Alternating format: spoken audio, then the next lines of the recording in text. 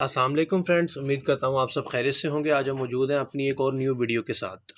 इस वीडियो के अंदर हमारा जो टॉपिक है वो पिछले टॉपिक से मिलता जुलता ही होगा, जो कि है डोर्स एंड विंडोज़। पिछली वीडियोस में जैसे कि आपने जाना है कि ऑटोकैड आर्किटेक्चर क्या होता है, उसमें और ऑटोकैड में सिंपल में डिफरेंस क्या है। उसके बाद हमने इसका इंट्रोडक्शन पढ़ा और उसके बाद हमने वॉल्स को पढ़ा। वॉल्स को पढ़ने के बाद बेसिकली जब आप वॉल्स बनाएंगे तो उसमें डोर और विंडोज़ भी लगाएंगे। तो आज हम पढ़ेंगे कि डोर और विंडोज़ को कैसे लगाते हैं और उसके अंदर कैसे खेलते हैं उनके साथ, उसको कैसे बड़ा छोटा कर सकते हैं ईजीली और इजी मेथड, जो कि 10x फास्टर होगा सिंपल ऑटोकैड से। तो चलिए आज की वीडियो हम शुरू करते हैं। जैसा कि आप सब देख सकते हैं मेरी स्क्रीन के ऊपर कि मेरे पास एक सिंपल सा एक रूम है जिसकी कुछ चंद वॉल्स मैंने बनाई हैं। ठीक है, इसके अंदर मैं अब यहाँ डोर वाली ऑप्शन पे चला जाता हूँ। डोर वाली ऑप्शन पे जैसे मैं जाता हूँ, इसके अंदर तीन ऑप्शंस हैं मेरे पास। फर्स्ट है डोर। डोर क्या होता है? बेसिकली डोर आने जाने के लिए एक हम जो खला बनाते हैं, जो कि हम अपनी मर्ज़ी से बंद भी कर सकते हैं, डोर हम उसको कहते हैं। लेकिन अब हम बेसिकली जब हम ड्रेस वगैरह बनाते हैं तो उसके अंदर हमें ओपनिंग चाहिए होती है, डोर नहीं चाहिए होता। तो अगर हम वो ओपनिंग चाहते हैं तो हमारे पास ओपनिंग की ऑप्शन भी है। और अगर हम कर्टन वॉल जैसी एक डोर स्लैश विंडो चाहते हैं, ठीक है, जिसे हम असेंबली विंडो भी कहते हैं, अगर हम वो चाहते हैं तो हम वो भी बना सकते हैं। हमारे पास तीनों ऑप्शंस हैं। आज हम इन तीनों के बारे में बात करेंगे, जिसमें सबसे पहले हमारे पास डोर आ जाता है। डोर पे जैसे ही हम क्लिक करेंगे हमारे पास डोर आ जाएगा। लेकिन जैसा कि आप जानते हैं हमें प्रॉपर्टीज़ के साथ भी खेलना है। प्रॉपर्टीज़ में सबसे पहले अगर आप चले जाते हैं तो उसमें आपके पास सबसे ऊपर आता है डिस्क्रिप्शन। डिस्क्रिप्शन में आप यहाँ डिफ़ाइन कर सकते हैं आपको डबल डोर चाहिए, सिंगल डोर चाहिए, बायफोल्ड डोर चाहिए, या जिस टाइप का भी आपको डोर चाहिए आप वो यहाँ से डिफ़ाइन कर सकते हैं। सिंपली आपको करना कुछ नहीं, आप जैसे ही डबल क्लिक करेंगे आपके पास स्टाइल ब्राउज़र खुल जाएगा। इसके अंदर से आप कोई भी डोर सिलेक्ट कर सकते हैं, डबल क्लिक करेंगे और वो आपके पास सिलेक्ट हो जाएगा।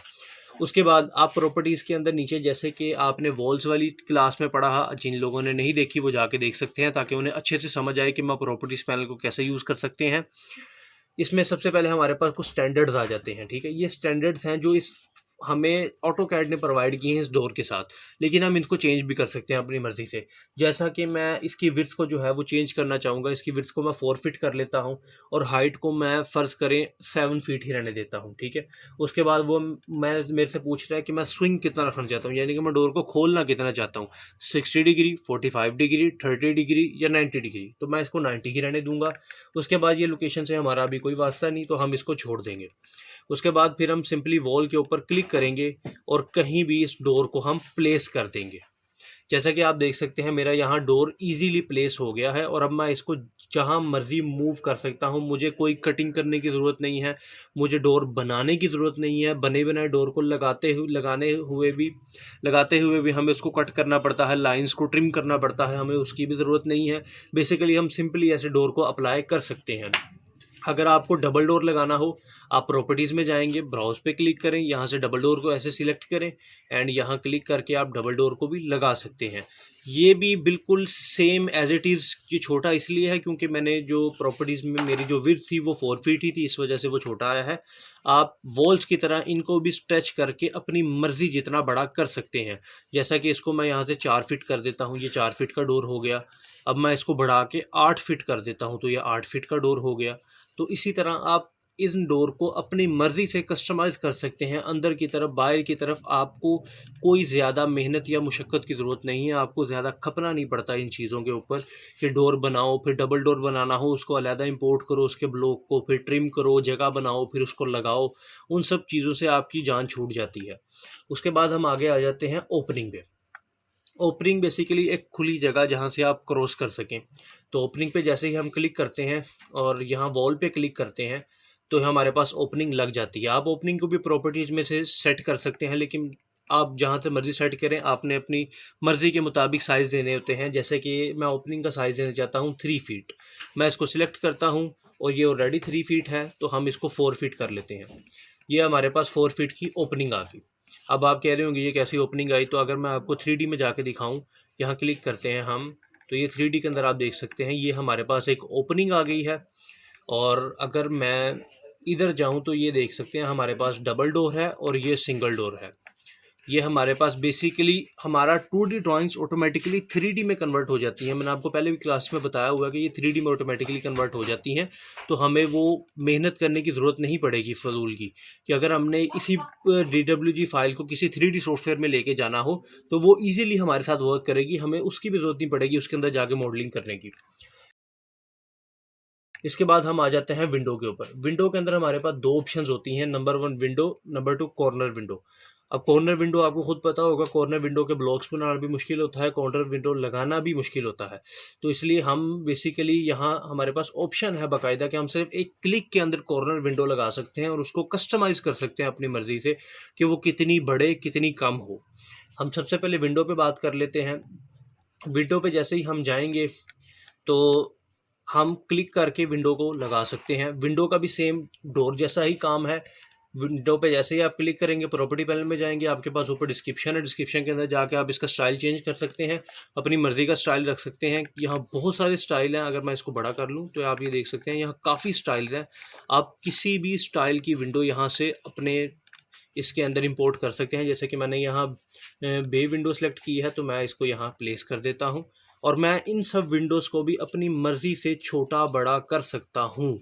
जैसे कि मैं इसको देखें इतना बड़ा कर लिया, इस वाली विंडो को मैं और बड़ा कर लेता हूँ। तो ये कोई लिमिटेशन नहीं है कि आप इसको इतना बड़ा नहीं कर सकते या उतना, कोई ऐसे कोई लिमिटेशन नहीं। आप इसको जितना मर्ज़ी चाहे बड़ा कर सकते हैं, जितना मर्ज़ी चाहे छोटा भी कर सकते हैं और आपको सिंपल एक क्लिक करने की ज़रूरत है, ना कि आपको खपना पड़ेगा। उसके बाद हम नेक्स्ट विंडो पे आते हैं जो कि हमारी है corner window. Corner window basically आप क्लिक करेंगे और आपकी कॉर्नर विंडो लग गई है, आपको मेहनत करने की भी ज़रूरत नहीं पड़ी और ये उल्टा 3D में भी है। आप इसको यहाँ से पकड़ के अपनी मर्ज़ी से बड़ा कर सकते हैं। मैं इसको 4 फीट कर देता हूँ, इसको भी यहाँ से मैं 4 फीट कर देता हूँ, तो ये हमारी कॉर्नर विंडो लग गई है।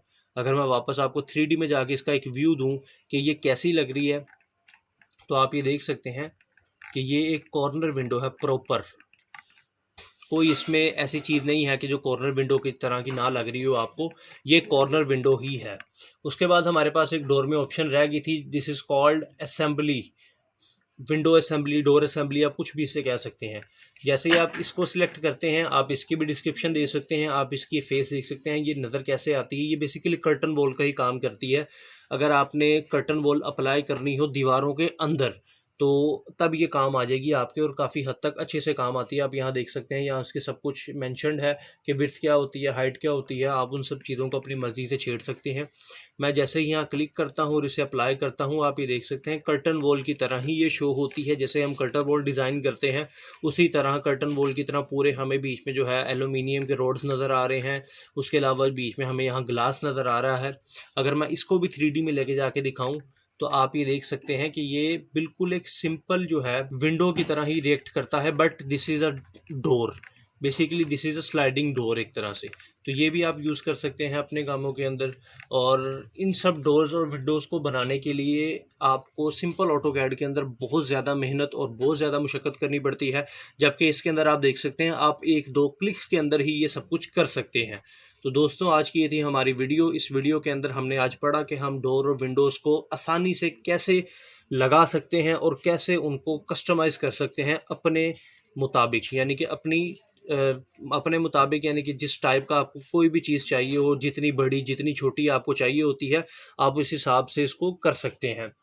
दोस्तों आज की वीडियो यहीं पे ख़त्म करते हैं। जिन लोगों ने मेरी पुरानी वीडियोस नहीं देखी आप वहां जाके देख सकते हैं। और प्यार, आप सब लोगों का प्यार दिखाने का बहुत शुक्रिया। आप सब लोग सब्सक्राइब बहुत अच्छा कर रहे हैं, ऐसे ही सब्सक्राइब करते रहें और मेरे चैनल को लाइक और शेयर करते रहें उन दोस्तों के साथ जो ऐसे टिप एंड ट्रिक्स जानना चाहते हैं और अपने काम और वर्क फ्लो को 10x फास्टर करना चाहते हैं। तो दोस्तों आज के लिए बस इतना ही। अल्लाह हाफिज़।